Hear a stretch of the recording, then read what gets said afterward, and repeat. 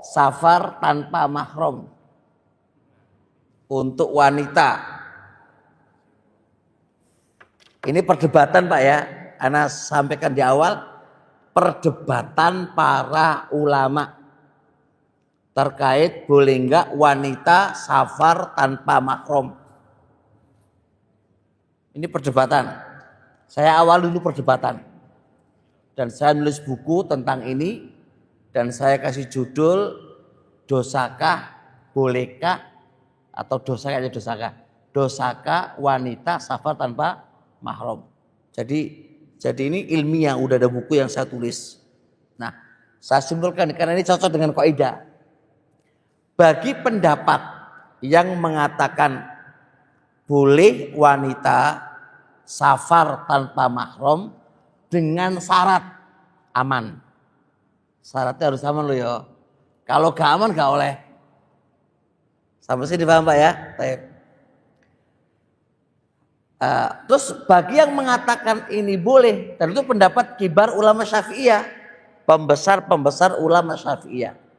Nah, pendapat yang mengatakan boleh ini, bagaimana cara menjawab argumen-argumen yang mengatakan haram wanita itu safar tanpa mahram, kayak hadis la tusafir al-mar'atu illa ma'adhi mahramin, enggak oleh wanita safar kecuali harus pakai mahram, dan seorang laki-laki iktataba mencatat dirinya untuk mendaftarkan dirinya ikut perang sedangkan istrinya mau berangkat haji, maka dia bertanya kepada Nabi, apakah ana harus meneruskan jihad bersama jenengan Nabi sedangkan istriku mau berangkat haji?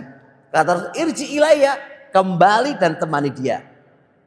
Nah, bagaimana ini menunjukkan apa? Seakan-akan safar, wanita safar tanpa mahram itu nggak boleh. Ini daftar haji aja kalau mulai kan, disuruh pulang menemani istrinya. Lah kok ada pendapat yang mengatakan boleh, yang penting aman, gimana cara menjawabnya ini? Baik. Syekhul Islam Ibnu Taimiyah dalam kitab Ikhtiyarat menjelaskan bahwasanya larangan-larangan wanita safar tanpa mahram itu hukumnya mu'alal, ada ilahnya.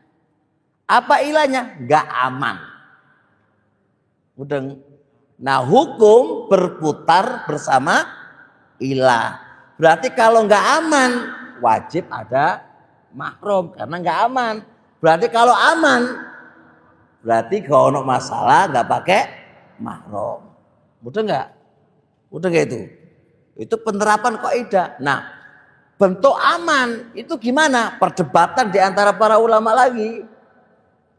Perdebatan lagi. Ada yang mengatakan,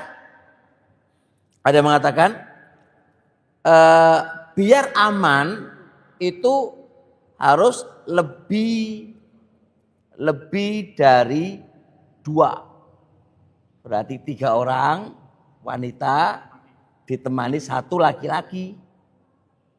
Ada yang mengatakan lagi salah satunya ada mahramnya, yang 2 ngikut. Ada yang lagi diskusi panjang itu.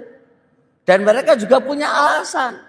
Apa alasannya? Hadis Bukhari Muslim tentang nisaun Nabi, istri-istri Nabi meminta izin kepada Umar ibn Khattab untuk berangkat haji. Dan ketika istri-istri Nabi minta izin itu apa? Gak ada Nabi. Lalu Umar mengirim satu sahabat untuk ngawasi istri-istri Nabi ini. Satu sahabat. Dan itu bukan mahram mereka. Kalau andai kata perbuatan istri-istri Nabi dan perbuatan Umar itu salah, pasti para sahabat akan mengingkarinya. Nah, ketika mereka nggak ada pengingkaran, maka di istilah ilmu usul fikih namanya ijma sukuti, kesepakatan secara diam oleh para sahabat Nabi itu, dan ijma sukuti menurut ilmu usul adalah hujjah menurut pendapat yang paling kuat. Nah, jadi ini diskusi Pak. Nah, tapi berkaitan dengan kaidah yang kita bahas apa? Karena larangan safar tanpa mahram itu karena nggak aman, dan terlihat kalau di daerah Arab, nggak aman banget.